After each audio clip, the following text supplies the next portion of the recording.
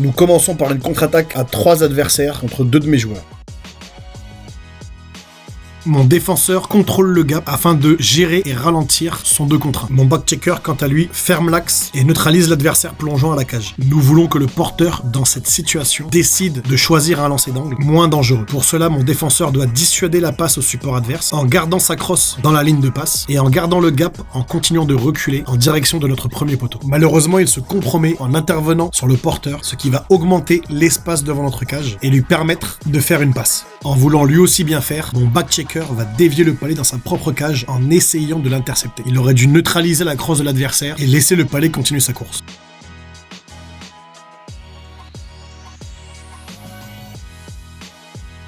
Maintenant, nous pouvons déjà voir mes 2 ailiers du même côté de la zone défensive, suivis de mes 2 défenseurs, tous les 2 devant la cage. Et pour finir, mon centre, qui n'est plus D-side et est déjà éliminé du jeu. Cette désorganisation dans la zone permet au porteur du palais d'avoir de l'espace pour attaquer la cage, mais aussi 2 de ses coéquipiers non marqués.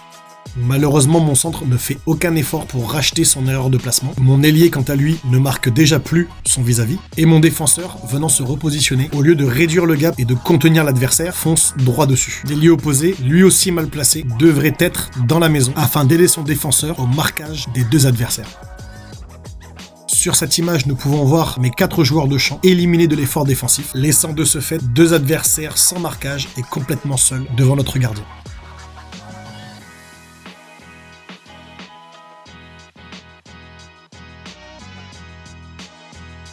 Devant nous, une situation de repli défensif à 2 contre 2 plus un joueur au backcheck. Mon défenseur gauche vient au contact de son vis-à-vis afin de le box-out, pendant que mon défenseur droit contrôle le gap avec le porteur tout en restant palette à palette. Cela nous permet de ralentir l'adversaire et de permettre au backchecker d'avoir le temps de venir en aide à ses coéquipiers afin de neutraliser l'attaque adverse.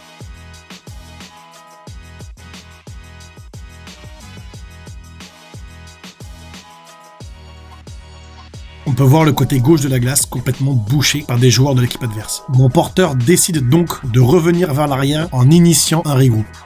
À la réception de la passe par mon défenseur, on peut voir son binôme dans l'axe de la glace déjà prêt pour donner une solution de over. Pendant que l'ailier opposé, restant face au jeu, se dirige vers sa balustrade pour donner une solution dans un couloir libre et que le centre reste en contact visuel avec le palais afin de donner une solution timée dans l'axe de la glace. Tous les joueurs étaient prêts à effectuer le regroupe, mais malheureusement mon porteur décide de remettre dans le tas. Après un contre, nous arrivons par chance à garder le contrôle du palais.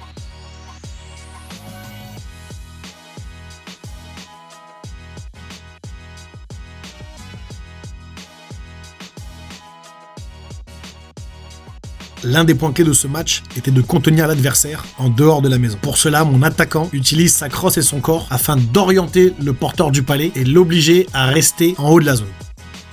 Une fois sa mission accomplie, c'est mon ailier qui prend le relais et reste D-side tout en continuant à orienter le porteur du palais vers la balustrade.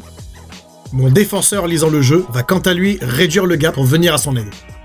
L'adversaire se retrouve sous la pression de 2 joueurs qui le contrôlent et l'empêchent d'accéder à la cage. Bien contenu, l'adversaire n'a pas d'autre choix que de finir sa course dans le coin, avec mon presseur et mon support continuant à le maintenir en dehors de la maison, mon centre qui fait office de support éloigné, et mon défenseur et mon ailier opposé, chacun d'eux sur leur vis-à-vis. L'adversaire isolé précipite une passe, ce qui nous permet de récupérer la possession du palais.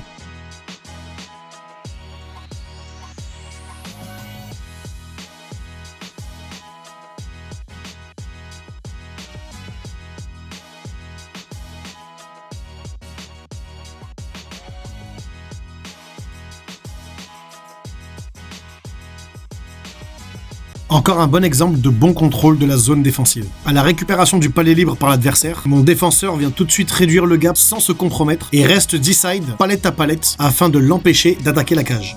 Après une passe à un de ses coéquipiers, celui-ci est tout de suite pris en charge par un de mes joueurs, pendant que mon défenseur continue quant à lui à marquer son vis-à-vis. Une nouvelle fois, mon centre fait office de support éloigné. Et mon défenseur et mon ailier opposé sont dans la maison afin de marquer les possibles adversaires. Le jeu se poursuit en bas de zone et mon ailier ne se fait pas avoir et retombe se positionner à sa place. Mon support éloigné est venu prendre le relais et vient aider son défenseur à fermer l'accès à la maison et obliger l'adversaire à se diriger vers l'arrière de la cage.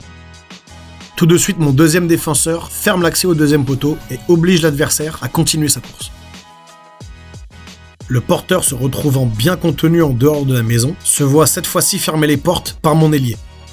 Après une permutation auquel mes joueurs n'ont pas mordu, ils restent au contact du nouveau porteur afin de le contenir, toujours soutenu par mon support éloigné. Mon défenseur se fait avoir et mon centre est tout de suite là pour mettre la pression avec sa crosse, ce qui fait perdre le palais à l'adversaire. Maintenant, une situation que nous avons déjà étudiée lors d'un précédent retour collectif. Sous nos yeux, deux adversaires amorçant une permutation. Ils sont déjà pris en charge par deux de mes joueurs. Comment devons-nous gérer cette situation? Mon centre a déjà identifié son vis-à-vis, qui est le porteur du palais, et mon ailier, quant à lui, a en charge le non-porteur. Lors de la permutation des adversaires, mon centre doit rester au contact du porteur du palais, et l'ailier, en passant dans le dos de son coéquipier, doit marquer à distance le non-porteur. Un manque de communication et une mauvaise lecture du jeu élimine mes deux joueurs et permet au porteur de reprendre l'axe de la glace.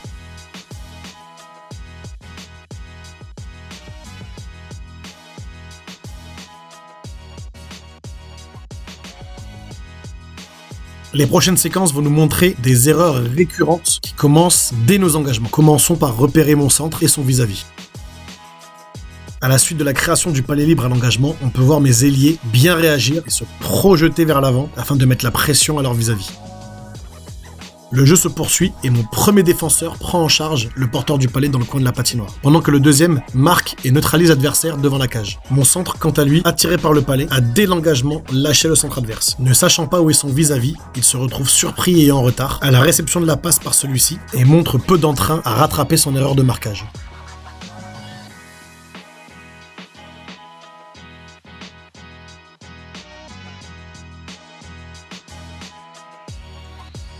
Une nouvelle fois, commençons par repérer le vis-à-vis de mon joueur de centre.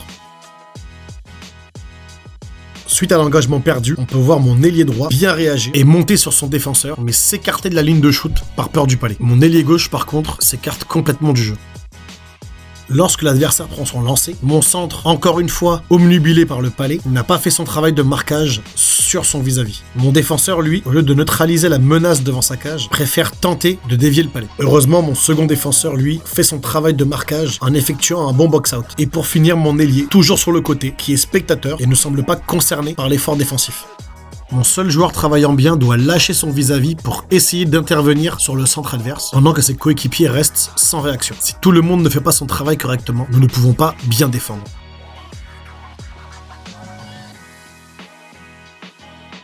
Troisième séquence et troisième joueur de centre différent. Regardons encore quel est son vis-à-vis. À l'engagement perdu, mon ailier démarre cross en l'air, ce qui ne lui permettra pas de récupérer le palais qui passe devant lui. Mon second ailier, bien placé, monte sur son défenseur. Nouveau centre et nouvel oubli de marquage sur l'adversaire. Mes défenseurs, quant à eux, ne prêtent aucune attention à ce qui se passe devant leur cage et laissent un adversaire seul devant leur gardien. Heureusement pour nous, le shoot n'est pas assez puissant pour être dévié et le gardien est prêt à suivre le jeu.